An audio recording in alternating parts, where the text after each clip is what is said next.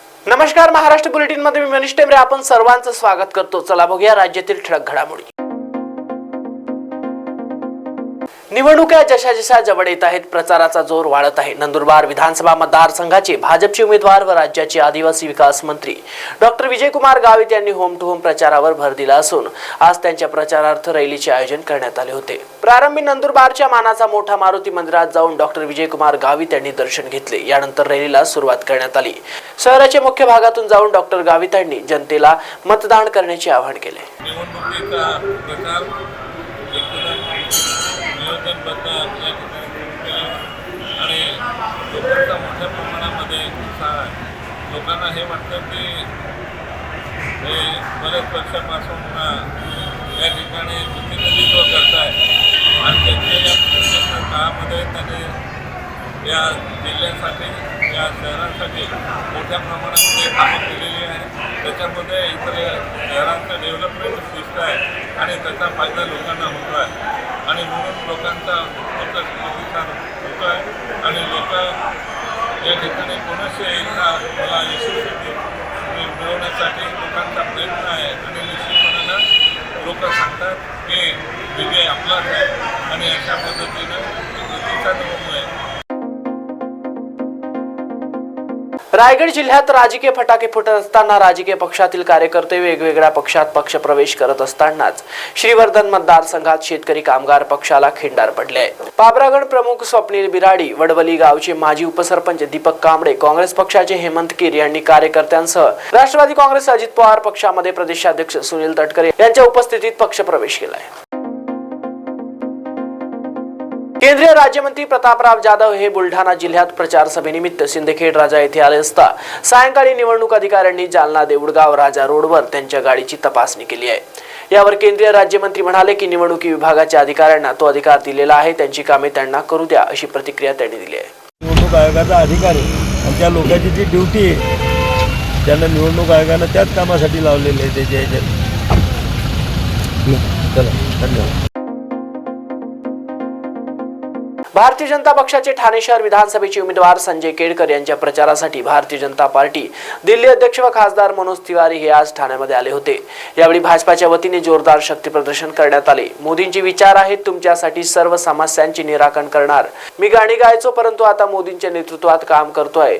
मोदी यांचे double engine चालवायला हवे। मोदींनी सांगितले आहे यंदा देखील केळकर जिंकतील असे यावेळी मनोज तिवारी ठाण्यात म्हणालेत। अब उसको हम लोग इस बार सरकार बनने के बाद मोदी जी ने कहा है उसको हम 2100 रुपया महीना करेंगे अपनी बहनों के लिए, और जैसे जैसे हमारी सरकार की उम्र बढ़ रही है हम लोग करप्शन को खत्म करके जो पैसा ज्यादा से ज्यादा बच रहा है कल्याण के लिए वो आपके खाते में दे रहे हैं। मोदी जी ने कहा है इस बार संजय केलकर दादा जीतेंगे तो हर महिला को हर महीने की 11 तारीख को आपके अकाउंट में 2100 रुपया डाल देंगे। ये हमारा लाड़की योजना का कार्यक्रम है जो हमारी, और बहुत सारी ऐसी चीजें आप लोग पढ़ना। मनोजवा तो आयल बा फिर चल जाई फिर आई, लेकिन आप लोगों को जो मोदी जी जो बीजेपी जो महायुति वादा किए जाने के चाहिए ना भाई। नहीं जनबा तो फिर पते न चली। जे आशा वर्कर बा जे आशा वर्कर लोगन के अब 1500 रुपया महीना सहयोग राशि हम लोग करने जा रहे हैं। तो इसके लिए मोदी जी के नाम से और हमारे महायुति के नाम से ताली बजा करके उनका स्वागत करना। खासदार धनंजय महाडिक यांच्याविषयी चुकीचे आणि प्रक्षोभक वक्तव्य करणाऱ्या माजी मुख्यमंत्री उद्धव ठाकरे आणि काँग्रेस नेता अलका लांबा यांच्यावर पोलीस आणि निवडणूक आयोगाने कारवाई करावी अशी मागणी भाजप महिला मोर्चाच्या वतीने करण्यात आली आहे। मागणीचे निवेदन अप्पर पोलीस अधीक्षक जयश्री देसाई यांना देण्यात आले आहे।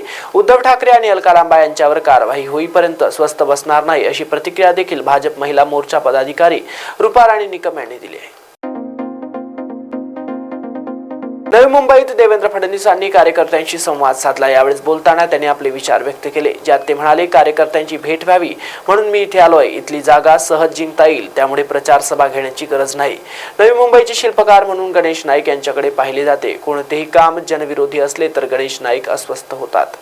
हे मला माहिती होतं, पण तरी देखील अशा सगळ्या मतदारसंघामध्ये किमान आपण प्रचार संपल्यानंतर रात्री आपल्या कार्यकर्त्यांची भेट घ्यावी या दृष्टीनं अशा काही मतदारसंघामध्ये मी फिरतोय आणि म्हणूनच आज तुमच्यासारख्या सगळ्या कार्यकर्त्यांची भेट व्हावी म्हणून मी या ठिकाणी आलो आहे।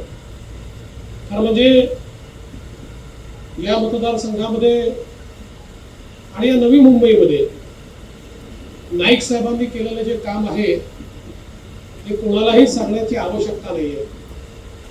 खऱ्या अर्थानं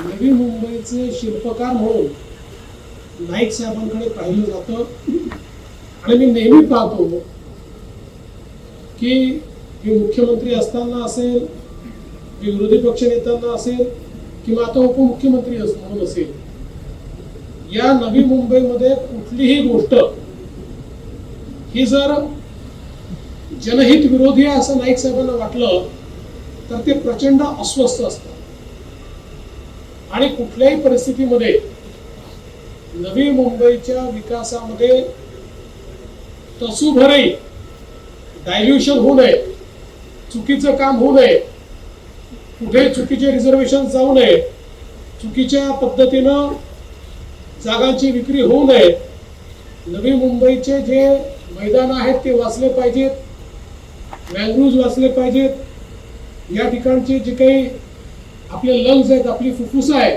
अशा ग्रीन स्पेसेस वाचल्या पाहिजेत। याकरता टोकाचा आग्रह त्यांचा असतो आणि त्याकरता पडेल ती किंमत देऊन संघर्ष ते करत असतात। महाराष्ट्र बुलेटिन मध्ये आज एवढंच। अधिक माहितीकरिता बघत राहा महाराष्ट्र T24।